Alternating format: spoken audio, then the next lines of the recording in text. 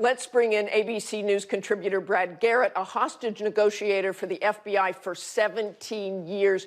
Brad, why did the SWAT team make that decision to move in when they did? And walk us through that exclusive, extraordinary video shot by our affiliate WFAA as the raid was going down. So, Martha, at some point between the hostage negotiators and the hostage rescue team, they decided this guy's not coming out.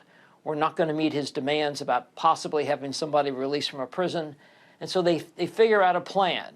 Where is he in the building? How can we get into the building quickly and either arrest him or kill him? And my guess is they figured out where he was in the building through cameras. They make an entry. And what's interesting, as you look at the tape of them entering the building, there is a flash. That's a flashbang.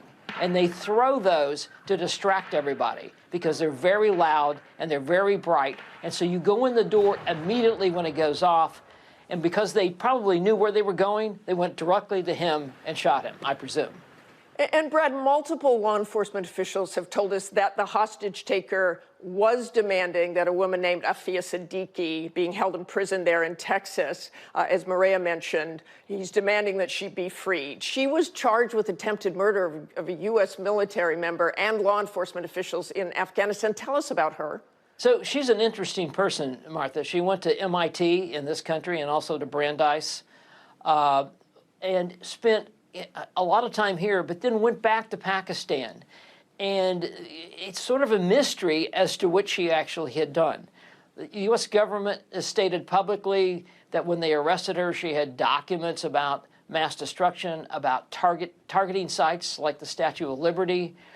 Another mystery piece is she ultimately, her second husband was a nephew of colleague Sheikh Mohammed, one of the masterminds, obviously, of 9/11. But we don't know particulars. I mean, these are easy things for me to say, but I can't fill the blanks in as to exactly what she did and what she did not do in that window between 2003 and 2008. And, of course, whether there's any connection at all. And Brad, so troubling that another Jewish synagogue was targeted. Driving around yesterday, Martha, I went by a synagogue I had done a security assessment of. There were 4 D.C. police vehicles around that synagogue. That's going to be the reality, particularly when you have these type of attacks, because, unfortunately, it encourages copycats. Thanks so much for joining us this morning, Brad. Joining us now is the president's close ally, House Majority Whip James Clyburn. Good morning to you, Congressman Clyburn. It looks all but certain that this voting rights bill will not pass. On Tuesday, Senator Sinema and Manchin have said no to changing the filibuster rules. Do you have any hope things might change before Tuesday? Well, first of all, thank you very much for having me this morning. You know, the South Carolinians live, by and large, by our state motto, as I breathe, I hope. Yes, I do have hope. I know that these 2 Democrats have decided that it is much more important to them to protect the voting rights of the minority on the Senate floor than to protect the voting rights of minorities in this great country of ours. This great country, the minorities that made it possible for them to be in the position that they're currently in. So I have hope, but I don't think that we will change their minds, but we'll see. I guess you can have hope, but even after a meeting at the White House, they didn't seem to change their mind. President Biden left the door open to trying again. If this fails, where does the fight go from here? There are several proposals out there overhauling the Electoral Count Act, that 19th century law President Trump tried to exploit to overturn the 2020 election. Would you support that? Where does this go from here? Sure, I support that. I've been calling for a reform of the Electoral College for most of my adult life.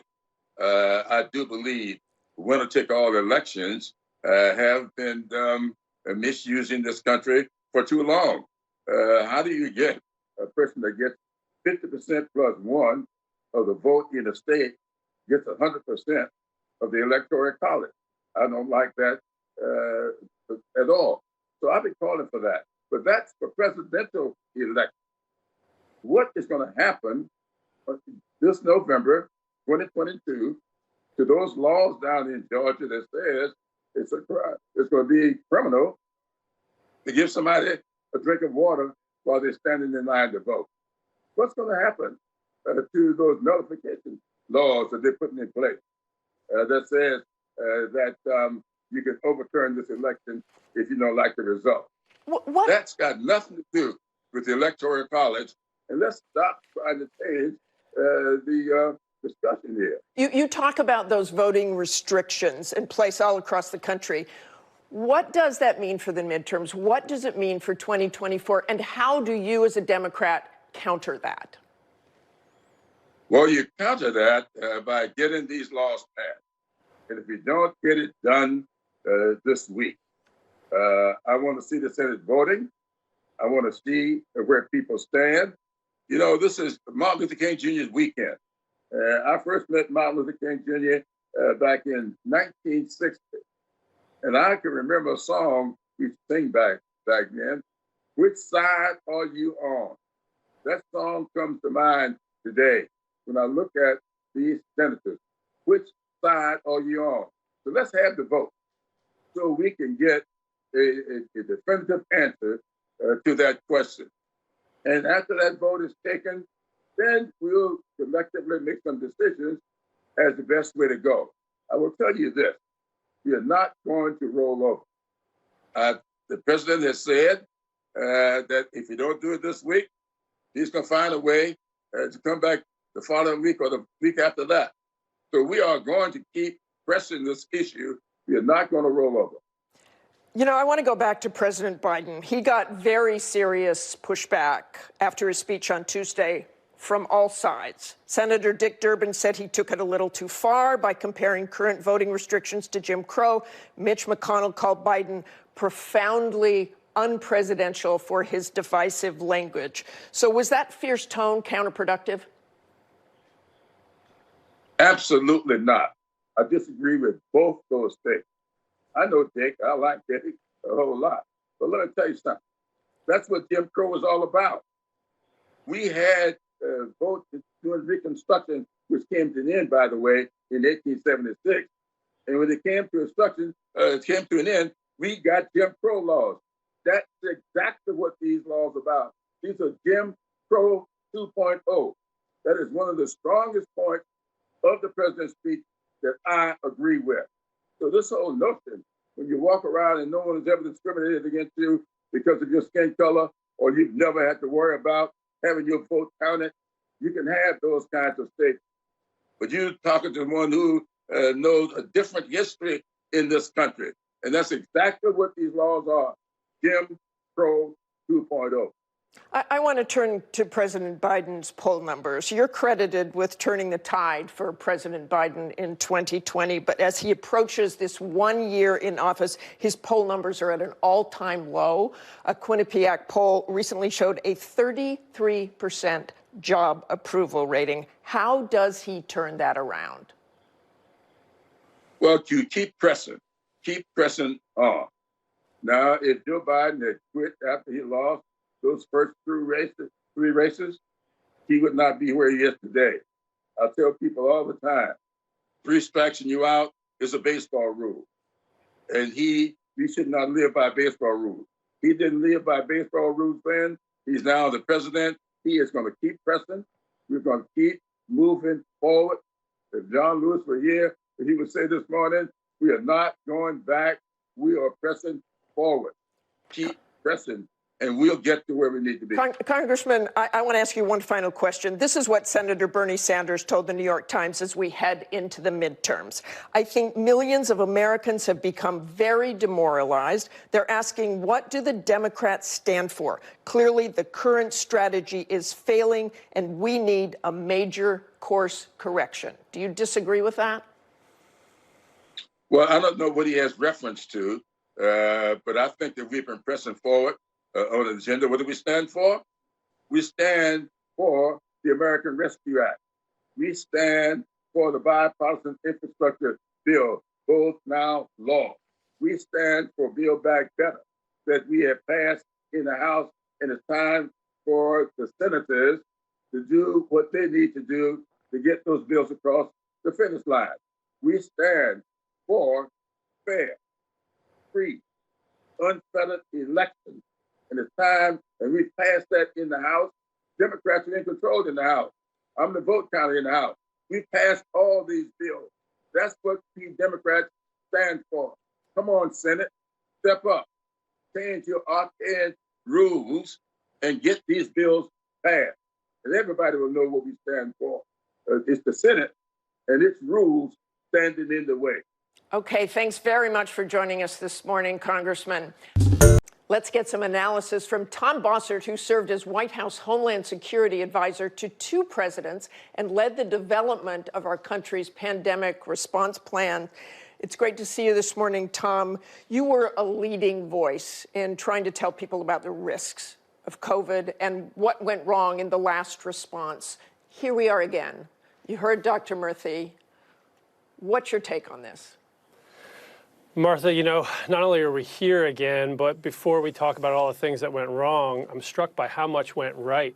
A lot of people in this country have contributed and played their role, not just public health officials and public health care officials like Dr. Murthy, but average Americans who are all masking and social distancing. And think how much worse it would be if we had let all 1 million deaths, and I think we will approach 1 million deaths here, to take place all in 1 year or one period of time. We've spread it over 2 years, which was part of the original goal, and we've developed a vaccine.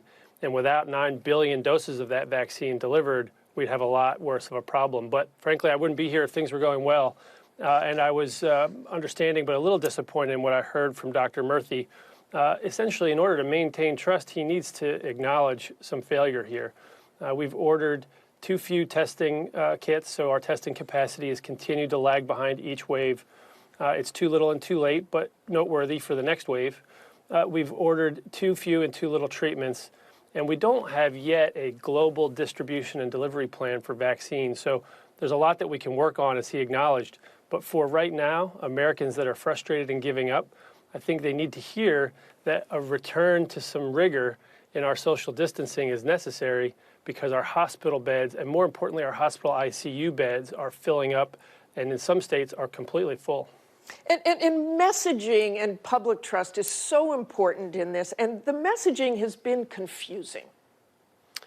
The federal government really has 2 big primary roles. The first is procuring these vaccines and treatments, and we've made some significant mistakes there and failed to make big bets.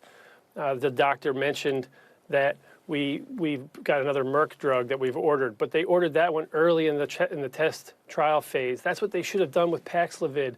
They waited 6 months for 2nd and 3rd phase trials, and they shouldn't have done that. And so now the messaging breaks that public trust. Admit that, and I think they'd earn some trust, and we'd be able to move forward. If we change our messaging, vacillate on our belief set, lose sight of our common purpose or goal, people pick up on that and they don't trust anymore. So, in fact, I tell people that in a crisis, which is what this is, clear and consistent messaging, telling people what you know and don't know, and acknowledging mistakes and moving on are the 3 keys to maintaining trust. And if you break any one of them, you'll have a harder time with the underlying core response plan and its execution. Always great to have your analysis. Thanks so much, Tom Bossert. The intelligence community does not yet assess that President Putin has made his decision, but they're putting themselves in a position to try to create a circumstance in which they try to put the blame on the Ukrainians when, in fact, it is the Russians that are causing the escalation. If Russia wants to continue on the path of diplomacy, we're ready to continue on it. If Russia wants to move forward with a military escalation, we are ready to respond. President Biden's National Security Advisor Jake Sullivan talking about the latest standoff with Russia. Let's bring in the roundtable to talk about all this. ABC News Chief White House Correspondent Cecilia Vega, Congressional Correspondent Rachel Scott, our Senior Foreign Correspondent Ian Pannell, and Steve Inskeep, host of NPR's Morning Edition and Up First. Welcome to all of you. And Ian, I want to start there overseas from your perch in London there. You just heard what Jake Sullivan said. 100,000 Russian troops are still massed on Ukraine's border. They're talking about a false flag, somehow going in and blaming Ukraine. Where does this stand right now? What does Putin want? And why is this so important to Americans and others? Yeah, Martha, I mean, that's the multi-million-dollar question. Is that what Putin really wants? I think even experienced Kremlinologists are divided about that. The risk couldn't be higher. I mean, this is already, I think, the biggest crisis in post-Cold War relations. Any further incursion into Ukraine, which some people think could happen, would undoubtedly move NATO forces, including US troops, I think, perilously close to conflict. I think there's a sense amongst diplomats that these talks are one of two things. Either a feint by Putin. In other words, they have no intention of seriously negotiating. Some kind of military response is unavoidable. Or this is hardball diplomacy to try and get America's attention, seat at the top table, and they are ready for a compromise centered around things like short-range missile agreements and military exercises. But what they say they want is categoric guarantees that Ukraine won't join NATO, and the Biden administration has categorically ruled that out. The Kremlin now waiting a written response, but Martha, I think this could likely be the week that we really know what Putin is planning. And if there is an invasion, which looks likely, and the administration has basically said it could happen any time from now until mid-February, how does the U.S. respond to that? What do the Russians do if we put big sanctions on them? Yeah, I mean, that is the question. And the Russians have talked about a number of options. I mean, one of the things that we've seen over this last week, and the U.S. administration taking a highly unusual step, I think, in releasing so much declassified intelligence material to try and back up these claims, as you said, of this false flag operation, potentially to try and incite a Ukrainian response that would then trigger a Russian intervention. I mean, Russia certainly has the troops there, around 100,000. They're massed. They could launch a multi-pronged attack. What Vladimir Putin's talked about is a military technical response if his concerns aren't met, and everyone's trying to second-guess what that actually means. To be clear, the Kremlin has consistently ruled out that it actually plans to invade. We've seen this cyber attack in the last day or so, also being blamed on Russia. But I think there's another concern here. Vladimir Putin last year said, and I quote, "Russia's response will be asymmetrical, fast and tough if they don't get what they want." And his chief negotiator didn't get much press attention, but his chief negotiator at those talks with the US administration now refusing to confirm or rule out deploying military assets to Cuba or Venezuela. And Ian, I want to ask you just one more question from there overseas before we turn to the others. The battle against COVID worldwide, we haven't talked about that much. There are estimates that half of Europe could be infected. Give us a brief description of what's going on around the world.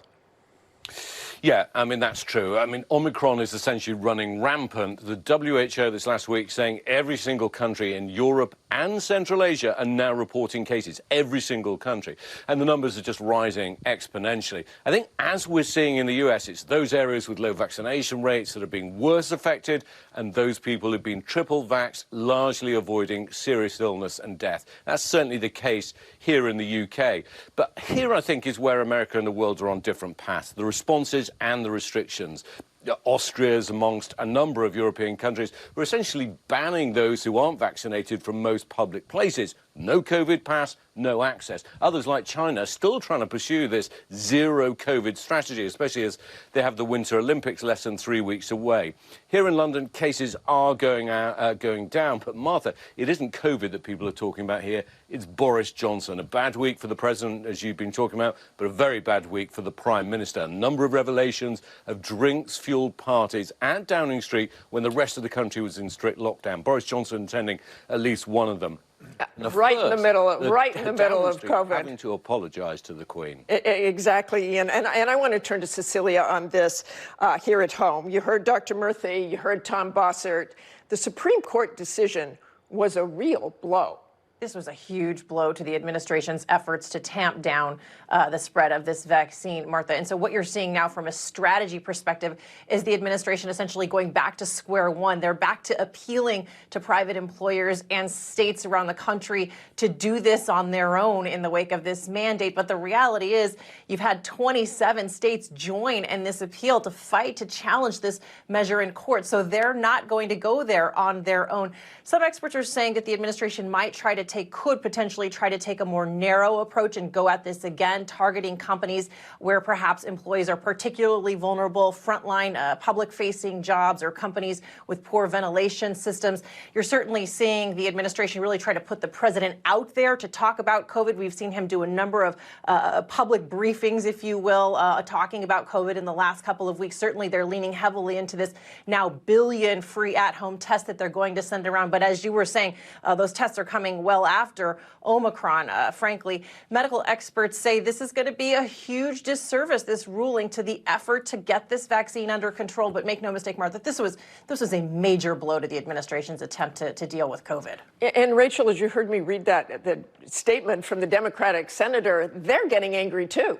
You're exactly right, and this is not exactly what the White House wants to hear from members of their own party. You had a group of 5 Democratic senators who sent a letter to the White House asking why more was not done sooner when it comes to getting testing out to Americans, asking what the administration was doing back in November when we were learning about a new variant that could possibly come into the United States. 50 other Democratic lawmakers sending another letter to the White House, essentially asking them to sort of ramp up and take additional steps. I've certainly talked to many on Capitol Hill who feel like the administration was caught flat-footed on this, and they're asking them to mitigate those failures going forward. And Steve, we talked about messaging, but that's important here. Can the CDC really regain the public's trust after all this confusion?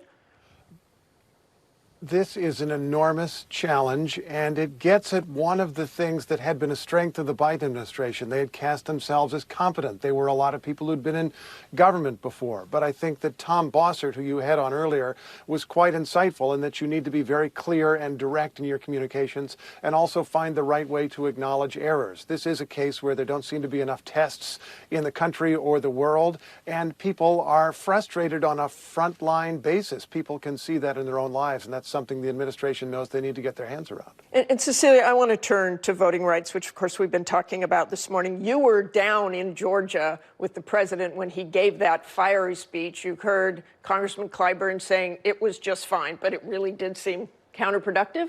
Yeah, I mean, you could say he managed to offend almost all sides, on many sides on this one. Look, this was the president's attempt, the White House attempt to really fire up the base in the wake of that fiery speech that he gave a week earlier on the anniversary of January 6th.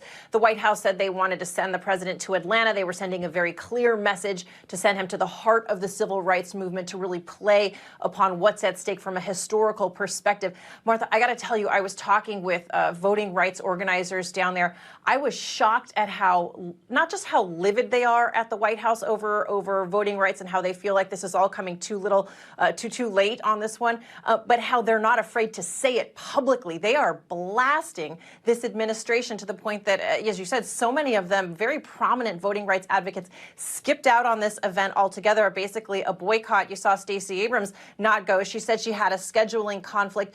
One person that I was speaking to down there in Atlanta, didn't mince any words. They said the feeling is very much that this White House prioritized bridges and infrastructure over protecting the right to vote for Black and brown Americans, who they very much feel votes are at risk. Look, the White House is sounding exceptionally defeated when you talk to people privately right now, and even publicly. I mean, the president didn't mince words on Capitol Hill last week. He really looked like he took one when he went into that meeting and came out. He was so deflated talking to the press.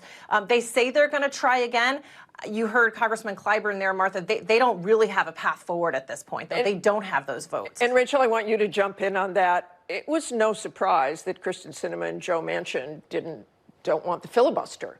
No surprise, but what was particularly, I think, surprising for a lot of Democrats on Capitol Hill was the timing of the speech that Senator Sinema gave less than an hour before the President of the United States comes to Capitol Hill to try and wrangle his party together. She took to the Senate floor and reiterated her stance, saying that she will not support changing the Senate rules, even if that means passing voting rights legislation that she actually does support. They are dug in on this one. There is just no way around it. And so what we will see is the Senate take up debate on voting rights legislation, but for the 5th time in the last year, it is expected to fail once again, Martha. And Steve, I want to turn to Republicans, specifically one Donald Trump. You had quite an extraordinary interview with the former president this week, where he basically walked away and hung up on your interview. He is not going away. A big rally last night in Arizona, of course, not talking about vaccines, but talking about what, the stolen election, which wasn't stolen. Yeah, I want to be really clear about this. President Biden, in some criticisms of the former president on January 6th, said, and I'm paraphrasing here, that Trump was trying to soothe his ego by denying the reality that he lost. I think it's more than that. I think it's bigger than that. It is a large, organized political strategy that keeps the former president relevant, keeps him talking about the possibility of running again in 2024, which he hinted at a rally last night, and also positions Republicans to deny the results of future elections should they lose them. And it's odd because Republicans seem really well positioned to do well this fall in 2022, and yet some Republican figures, including the former president, in our interview, are already talking about the possibility that Democrats will, quote, steal the election again, as Democrats did not do in 2020. And Rachel, I just want you to have the last word here. We have about 30 seconds. How nervous are Democrats about the midterms? Extremely nervous about the midterm elections. When they're looking at the agenda right now, they're seeing voting rights legislation stalled, Build Back Better, the president's domestic agenda, police reform did not make its way through. They are extremely concerned about the upcoming midterm elections and about what message they are sending to voters in these following months, in which their party is essentially at a standstill at this moment in terms of key Democratic priorities. Thanks to all of you. We have a lot to talk about for the rest of the year.